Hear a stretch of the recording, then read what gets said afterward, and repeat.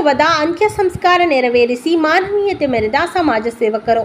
Malpe police ಠಾಣಾ ವ್ಯಾಪ್ತಿಯ ಕಲ್ಯಾಣಪುರ ಸ್ವರ್ಣ ನದಿಯಲ್ಲಿ 11 ದಿವಸದ ಹಿಂದೆ ಕೊಳೆತ ಶವವನ್ನು ಸಮಾಜ ಸೇವಕರಾದ ನಿತ್ಯಾನಂದ ಬಳಕಾಡು ಹಾಗೂ ಮುಳುಗು ತಜ್ಞರಾದ ಈಶ್ವರ್ ಮಲ್ಪೆ ಅವರು ಮೇಲೆತ್ತಿ ಉಡುಪಿಯ ಜಿಲ್ಲಾಸ್ಪತ್ರೆಯ ಶವಾಗಾರದಲ್ಲಿ ರಕ್ಷಿಸಿಡಲಾಗಿತ್ತು. ವಾರಸುದಾರರು ಬಾರದ ಕಾರಣ ದಫನವನ್ನು ಮಾಡಲಾಯಿತು. ಮಲ್ಪೆ ಠಾಣೆಯ ಹೆಡ್ ಕಾನ್ಸ್ಟೇಬಲ್ ನಾಗರಾಜ್ ಕಾನೂನು ಪ್ರಕ್ರಿಯೆ ನಡೆಸಿ ನಿತ್ಯಾನಂದ ಬಳಕಾಡು ನೇತೃತ್ವದಲ್ಲಿ ಬೀಡಿನಗುಡ್ಡೆಯಲ್ಲಿ ವಿಧಿವಿಧಾನದೊಂದಿಗೆ ಅಂತ್ಯಕ್ರಿಯೆ ಮಾಡಲಾಯಿತು. ಈ ಸಂದರ್ಭದಲ್ಲಿ ನ್ಯಾಯ ವೈದ್ಯಶಾಸ್ತ್ರ ವಿಭಾಗದ ಡಾಕ್ಟರ್ ರಮೇಶ್ ಕುಂದರ್ ಗೌರವವನ್ನು ಸಲ್ಲಿಸಿದರು. ಸತೀಶ್ ಕುಮಾರ್, ವಿನಯ್ ಚಂದ್ರ ಸಾಸ್ತಾನ, ರಾಜಶ್ರೀ, ಜಿಲ್ಲಾಸ್ಪತ್ರೆಯ ಸಿಬ್ಬಂದಿಗಳು, ನಗರಸಭೆಯ ಸಿಬ್ಬಂದಿಗಳು, ಫ್ಲವರ್ ವಿಷ್ಣು, ನಗರ ಪೊಲೀಸ್ ಠಾಣೆಯ ಸಿಬ್ಬಂದಿಗಳು ಸಹಕರಿಸಿದರು.